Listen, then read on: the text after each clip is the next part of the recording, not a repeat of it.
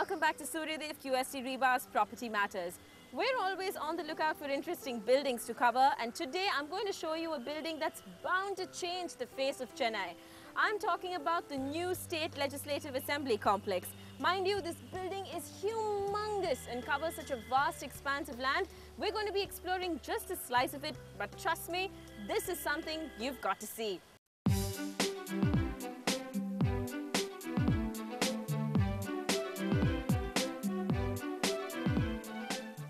The new State Assembly complex is located in the Oman Durar Government Estate at the intersection of Sivananda Saleh, Anna Saleh and Walaja Road. The entire complex is divided into two blocks, Block A and B, and once completed will be spread out over an area of 75 acres. Work on site for Block A began in November 2008 and has reached about 75% of completion. Block A alone occupies an area of 9 lakh square feet approximately. Tamil Nadu government originally wanted to call for the global tenders to give the landmark design for them actually. So they called for the tenders. So GMP from the Germany, they also applied for this and they got the tender also. Germany is the main principal architect for this project. So we are that Archivista Engineering Private Limited. We are the associate to them actually. So we are the Indian partner to them. East Coast Construction Industries, they are the contractor for this project.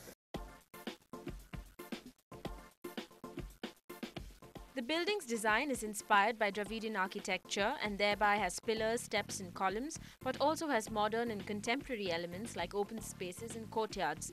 Inspired by the chakra, the assembly complex is divided into 4 circular buildings, each one having 6 floors.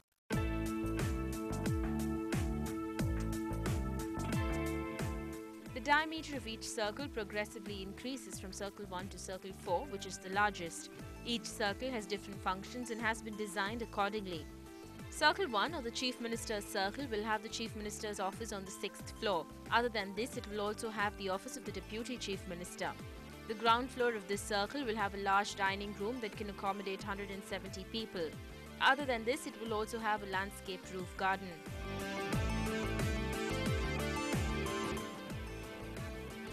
I'm standing right in front of the first circle, or the Chief Minister's Circle. This in fact is the point from which the Chief Minister along with the convoys would approach the building and then alight. In fact, there are 6 other alight points all around the circle from which various other ministers can approach the building. These points are usually at the semi-courtyards that are formed between 2 circles, particularly between Circle 1 and 2. All circles are connected by bridges. The second circle, or the library circle, will have a library facility as well as other offices of ministers. Here there is also a large conference hall with a capacity of 250 people. This circle also has a roof garden that can be approached from other circles by bridges. Circle 3, or the Assembly Circle, will house the Legislative State Assembly and will have a structure different from all other circles. This building will have a height of about 30 meters and will remain open throughout without a central slab like a hollow cylinder. The design has been inspired by traditional elements and hence the upper stories jut out in a stepwise manner into the circular chamber below. The main highlight of this building will be its 30-meter dome. This dome will be created and installed by Geodesic Techniques, a firm from Bangalore. The very unique feature of this particular dome in this particular site is that it is erected at the 7th level on top of the 7th floor slab. Not only it is fully in steel, also it is a mixture of natural stone, the granite, which is clad with that as a special feature basically. This circle will also house the office of the leader of the opposition party, the speaker and the governor. Other than this, it will also house galleries for the press and top officials on its higher floors. The last and final circle is the Public Plaza Circle. This can be accessed by the general public and is completely open except for the 5th and 6th floors that will house offices of different officials. Large stairs lead up to its entrance from the main road, and from here it will be possible for people to get a closer view of the rest of the complex. This circle will also include water bodies and a lot of landscaping. Landscaping, in fact, is a very important component in the entire structure. All around Block A, there will be a slope of landscaped area to about 5 meters from the natural ground level. Building is going to have a driveway that channel driveway around the building.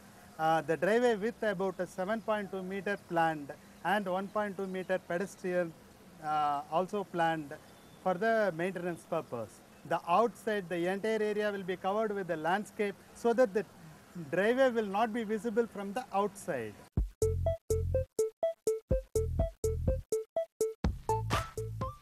When completed, the entire structure will primarily be made of glass. Other than this, the architects also plan on using natural materials like granite and sandstone. There also will be a metal screen covering one portion of the building. When the architects from GMP were initially brainstorming about the building's architecture and design, they went all around the state of Tamil Nadu to absorb the Tamilian culture. Now, one of the things they were most impressed by were the columns that one finds outside Tamilian households, and this too they wanted to incorporate into the main design of the building. What you see behind me is just a small fraction of what will be. Once completed, this entire building is going to have intricate column designs like the one here, engraved on sandstone claddings on its floors as well as murals on walls.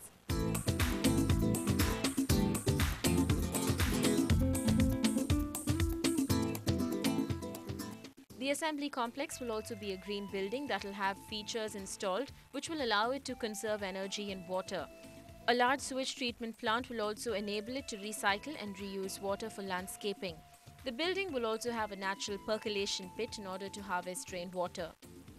The cost of construction for Block A is 425.57 crores and the amount allotted for Block B is 279.56 crores. Work has begun at Block B. The ground floor along with one level and the elevation of Block A is due for completion by March 2010 and the entire complex will be completed by 2011. When completed, this building will be one of the most sophisticated powerhouses in the country in terms of its design as well as the technologies that it will use. For further updates and developments at this building and many others across the city of Chennai, keep watching Suryadev QSC Reba's Property Matters. Until I see you again, goodbye.